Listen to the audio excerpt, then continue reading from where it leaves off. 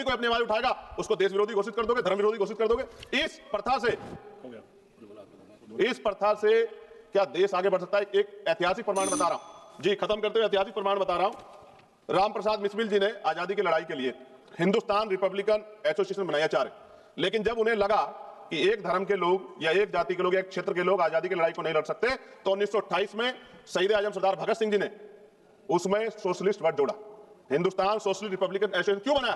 क्योंकि जब हम मिलकर रहेंगे तभी देश आगे बढ़ सकता है। और मुझे पूरा ऐसा लगा जब मैंने सत्ता पक्ष को सुना कि वो राजनीतिक एजेंडे के जरिए सिर्फ मुसलमानों को टारगेट करते हुए इस बहस को लाना चाहते हैं, उनके पीछे उनका कोई और तर्क नहीं। सभापति जी, खत्म करते हुए मैं ये कह रहा हूं, आज का नौजवान अपना हक मांग रहा है, आज की बेटियां उड़ान चाहती है, उनके लिए सरकार पे कोई योजना नहीं, बस इसी एजेंडे में फंसा के लगातार वो देश के नौजवानों को चलना चाहते हैं। ये ज्यादा दिन चलेगा नहीं। धन्यवाद सभापति महोदया।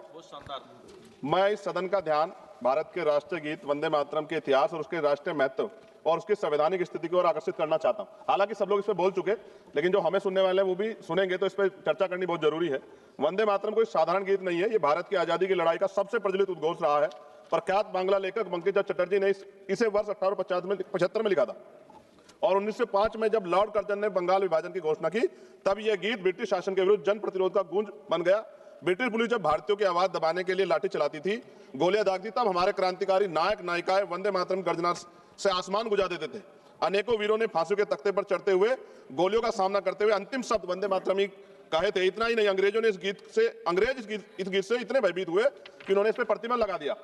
सभापति महोदया, साल 1937 में जब राष्ट्रगान तय करने का प्रश्न उठा तो इसके लिए एक समिति बनाई गई। तो साल 1937 में बनी वह 3 सदस्यीय समिति, जिसमें नेहरू जी, नेताजी सुभाष चंद्र बोस और गुरुदेव रविंद्रनाथ टैगोर जैसे महानायक शामिल थे। और टैगोर जी की सलाह पर वंदे मातरम के पहले 2 अंतरों को राष्ट्रीय गीत के रूप में स्वीकार करने की अनुशंसा की गई। इस अनुशंसा को संविधान सभा ने 24 जनवरी 1950 को पूर्ण सहमति से राष्ट्रीय गीत का दर्जा प्रदान किया। ऐसे में आज उसकी स्थापित स्वीकृत और सर्वमान्य स्थिति पर अनावश्यक विवाद खड़ा करना न केवल इतिहास के तथ्य और संविधान की मर्यादा के विपरीत है, बल्कि यह उन महान विभूतियों, विशेषकर बोस जी और रविन्द्रनाथ टैगोर का भी अपमान है, जिन्हें आज भाजपा स्वयं अपने आदर्श बताती। मुझे याद है कि प्रधानमंत्री जी, पूर्व का जो पश्चिम बंगाल का चुनाव हुआ था, माननीय प्रधानमंत्री जी टैगोर जी का लुक धारण करके हमने सबने देखे। ऐसे में उन्हें टैगोर जी की स्पष्ट सलाह पर निर्धारित राष्ट्रीय गीत की स्थिति पर सवाल उठाना उनके विचारों और उनकी ऐतिहासिक समिति दोनों के प्रति असम्मान की श्रेणी में आता है। माननीय सभापति जी, 24 जनवरी 1950 को संविधान सभा द्वारा राष्ट्रीय गीत घोषित किए जाने के बावजूद यह भी सत्य है कि संविधान में अनुच्छेद 51A के तहत राष्ट्रगान जन गण मन का सम्मान करना अनिवार्य है, जबकि वंदे मातरम के लिए कोई संवैधानिक बाध्यता नहीं बनाई गई। इसलिए वंदे मातरम का सम्मान हमारे नैतिक कर्तव्य है, लेकिन किसी भी नागरिक पे से अनिवार्य करना संविधान की भावना के अनुरूप नहीं। और हम संविधान को मानने वाले लोग हैं। हमारे महान स्वतंत्रता सेनानियों ने एक ऐसा भारत चाहता जहां देशभक्ति, स्वतंत्रता और सबकी आस्था तीनों का सम्मान साथ साथ रहे। वंदे मातरम इस देश की आत्मा में बसता है, परंतु देशभक्ति को किसी एक नारे, एक गीत या एक प्रतीक तक सीमित करना भी उचित नहीं। हमारा भारत संविधान विविधता और स्वतंत्रता पर विश्वास करने वाला है। इसी संदर्भ में मैं संविधान निर्माता परम पूज्य डॉक्टर बाबा साहब अम्बेडकर की एक अमर पंक्ति कोट करना चाहता हूं, जिसमें उन्होंने कहा, राष्ट्र व्यक्ति से बनते, मिट्टी से नहीं बनते। यानी राष्ट्र की असली शक्ति उसके नागरिक हैं, उनकी चेतना, उनके अधिकार, उनकी स्वतंत्रता है। मैं इस सदन में यह भी कहना चाहता हूं कि वंदे मातरम हमारा गर्व है, हमारी विरासत है, लेकिन गर्व को कभी जबरन थोपा नहीं जाता, गर्व दिल से स्वीकार किया जाता है। वंदे मातरम वो गीत है जिसने अंग्रेजी साम्राज्य हिला दिया था। आज इसे राजनीति में घसीटना, उसकी मान्यता को कम करना। वंदे मातरम हमें जोड़ता है, तोड़ने की पहचान भी बताता है। जब इसे हथियार बनाए और उनकी नियत देश नहीं, सिर्फ आपकी अपनी राजनीति चमकाना हो।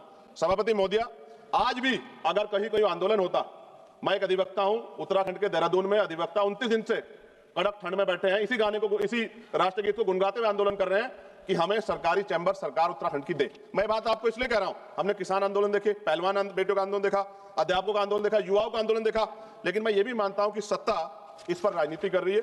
और अंत में सभापति महोदया, वंदे मातरम है दिल की धड़कन, इसे लड़ाई की दीवार मत बनाओ, इसे लड़ाई की दीवार ना बनाओ, मां के नाम पर नफरत की राजनीति का बाजार ना सजाओ। हम सम्मान से कहेंगे फर्ज है हमारा, पर किसी नागरिक की आजादी पर पहरा यह संस्कार नहीं हमारा। सभापति जी, इतिहास पे बात होगी, जो आज नहीं है उन पे बात होगी, लेकिन वर्तमान पे भी तो बात होनी चाहिए ना। वर्तमान पे इतिहास से हमें सीख लेनी चाहिए। आज क्या हाल है देश के? बुनियादी सुविधाएं लोगों को नहीं मिली, रोटी कपड़ा मकान की व्यवस्था नहीं है, और जुल्म जाति अन्य अत्याचार दलितों पे, पिछड़ों पे, मुसलमानों पे, आदिवासियों पे लगातार जारी।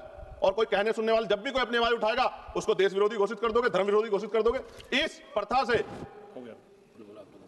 प्रथा से क्या देश आगे बढ़ सकता है? एक ऐतिहासिक प्रमाण बता रहा हूं। जी, खत्म करते हुए ऐतिहासिक प्रमाण बता रहा हूं। राम प्रसाद मिस्मिल जी ने आजादी की लड़ाई के लिए हिंदुस्तान रिपब्लिकन एसोसिएशन बनाया चारे, लेकिन जब उन्हें लगा कि एक धर्म के लोग या एक जाति के लोग या एक क्षेत्र के लोग आजादी की लड़ाई को नहीं लड़ सकते, तो 1928 में शहीद आजम सरदार भगत सिंह जी ने उसमें सोशलिस्ट वर्ड जोड़ा। हिंदुस्तान सोशलिस्ट रिपब्लिकन एसोसिएशन क्यों बना? क्योंकि जब हम मिलकर रहेंगे तभी देश आगे बढ़ सकता है। और आप, मुझे पूरा ऐसा लगा जब मैंने सत्ता पक्ष को सुना कि वो राजनीतिक एजेंडे के जरिए सिर्फ मुसलमानों को टारगेट करते हुए इस बहस को लाना चाहते हैं, उनके पीछे उनका कोई और तर्क नहीं। सभापति जी, खत्म करते हुए मैं ये कह रहा हूं, आज का नौजवान अपना हक मांग रहा है, आज की बेटियां उड़ान चाहती हैं, उनके लिए सरकार पे कोई योजना नहीं, बस इसी एजेंडे में फंसा के लगातार वो देश के नौजवानों को चलना चाहते हैं। ये ज्यादा दिन चलेगा नहीं।